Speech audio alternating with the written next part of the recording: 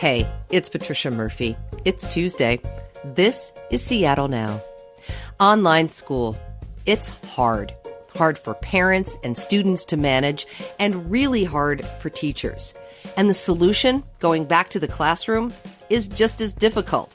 KUOW's Ann Dornfeld will tell us the whole story in a minute. But first, let's get you caught up.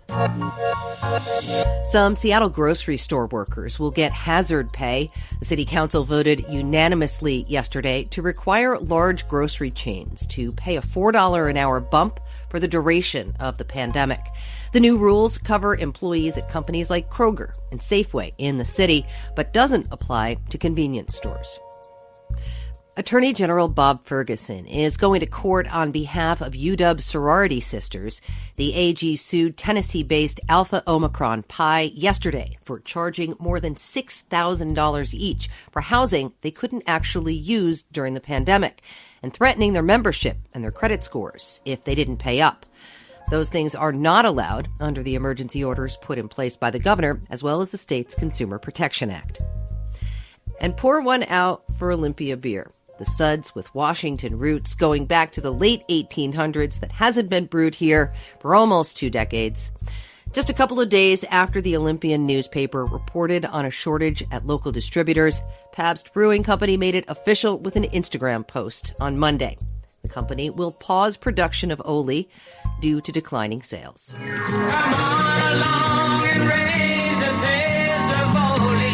Now's the time. You owe yourself the best beer in the land. Bellevue School District had a plan. At first, they'd bring second graders back to the classroom. They'd wear masks and learn in small groups. First graders and kindergartners would follow in the coming weeks. But teachers didn't feel safe, and the union voted against returning to classrooms. The district said they would open anyway. It put substitutes and administrative staff in charge of the classes. They even took the union to court to get a judge to force teachers back to the classroom. The judge said no, and now both sides are trying to come to a compromise. And the kids, the parents, and teachers are stuck at home. This drama is just one example of the challenges to reopening schools during the pandemic. KUOW education reporter Ann Dornfeld is here to dig into how this is impacting teachers and students and what it tells us about the path forward. Hey, Ann. Hi, Trish. Okay, we are speaking on Monday, the 25th, and schools in Bellevue are closed today because they're working out a plan. Teachers and officials say they're finalizing a plan to eventually return with more safety precautions. Like we said, a lot of the teachers' concerns were around safety, and particularly now that there is a new strain of coronavirus circulating that's more contagious. What do we know about how COVID spreads in schools? Well, it appears that as long as class sizes are small and cohorts are small and limited, so students aren't, say, eating in cafeterias or going out to recess with lots of other kids, especially in the younger grades, it appears that outbreaks are relatively rare. Outbreaks being, 2 or more cases that actually spread at school. Young students, young children tend not to be very good spreaders of COVID compared to teenagers or adults. So the state has recommended that districts phase in school when possible in person, starting with the youngest students, kindergarten, first grade, second grade, then possibly adding more grades.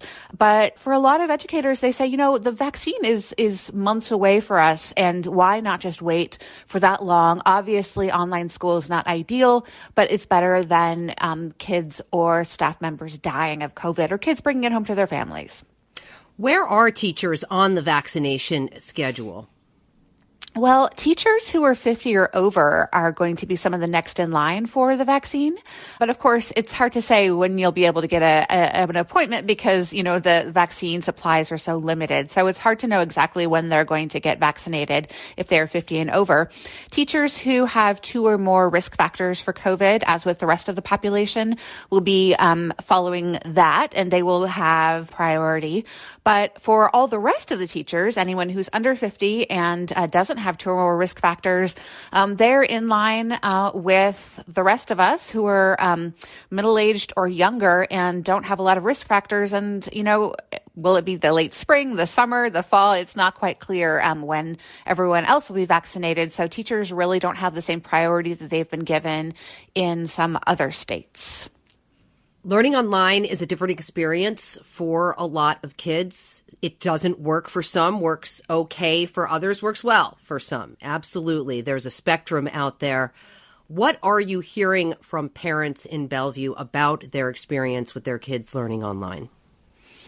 Well, just like you said, for the majority of parents I've heard from, they say, this isn't great. Some folks say this is not great and we can put up with it for, a number more months until everyone's vaccinated. And some folks say this is not great and we need an explanation as to why we're not back yet.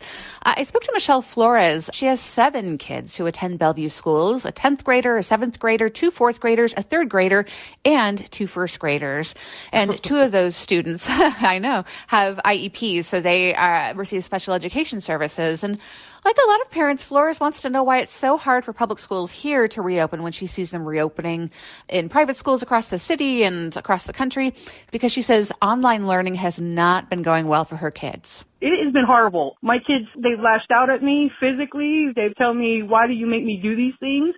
I hate this. Why are you punishing me?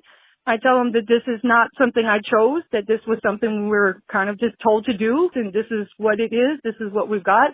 Many other parents, though, are standing with the union. James Bible, who is a former head of the Seattle-King County NAACP, has a son in 2nd grade in Bellevue schools. He said that he's seen how much dedication his son's teachers have for making remote learning as successful as possible, and he trusts that they're doing their best to keep everyone safe. And Bible said he doesn't think a single school staffer should die while educating kids, and he's supporting them out of respect. So one of the things that I want my son to learn from this moment in time is that there are times when we have to stand with others, when we have to make sacrifices for others for the greater good.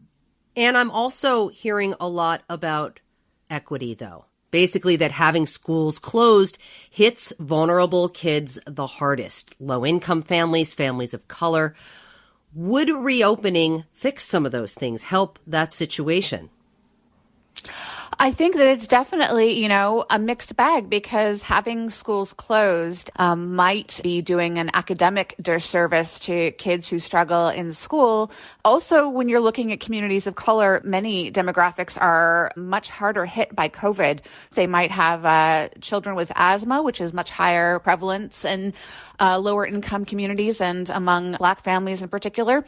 So that would make a child particularly vulnerable to COVID, as well as family members. Multi-generational households, of course, are much more common in families of color.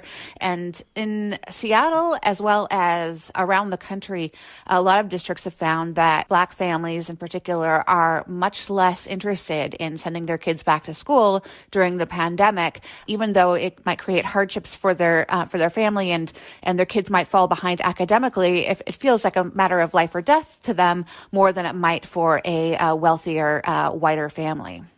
And I'm just listening to you talk about the complexity of all of this. And what I'm hearing is no matter what, somebody gets harmed intentionally or unintentionally, students and teachers, because there is no perfect way to send students back to school. So are we really just choosing the least harmful thing that we can agree on at this point?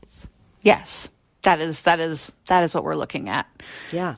This is a pandemic, right? It's not supposed to be like a great educational opportunity, except for, this is what it's like to live through a pandemic. So, yeah, no matter what happens, someone's going to, get shortchanged. But I think that what, the union says is it's one thing to get shortchanged. It's another thing to die, right? And, kids, their families, educators shouldn't be put at risk. Other families say, our kids' mental health is suffering so much that we're actually concerned about their health or their life if they're staying home and not with their peers. So it can feel like life or death on both sides of the coin. So complicated, Ann Dornfeld, and everyone wants the same thing, right? For schools to reopen safely, for kids to get back to where they need to be, which is back in the classroom. But it's never going to be normal. So where does this leave us moving forward? a lot of districts are looking at what's happening in Bellevue because how Bellevue goes, can determine how other districts follow. The district and union say they're close to a deal, but it's, already gone to court. They have a court date on Friday if things are not resolved by then. So, it's tense times, and there's a lot of strong feelings on both sides. It'll be interesting to see this play out in other districts, and every district is going to have its own math and algebra, I guess, depending on the demographics and the relationship between the union and the district. Vaccines can't come soon enough for educators and for families, and hopefully, staunch some of this bleeding. KUOW education reporter Ann Dornfeld, really good to talk to you. Thank you. Good to talk to you too, Trish. Seattle Now is produced by Clare McGrane, Caroline Chamberlain Gomez, and Jason Pagano. Matt Jorgensen does our music. I'm Patricia Murphy. See you tomorrow.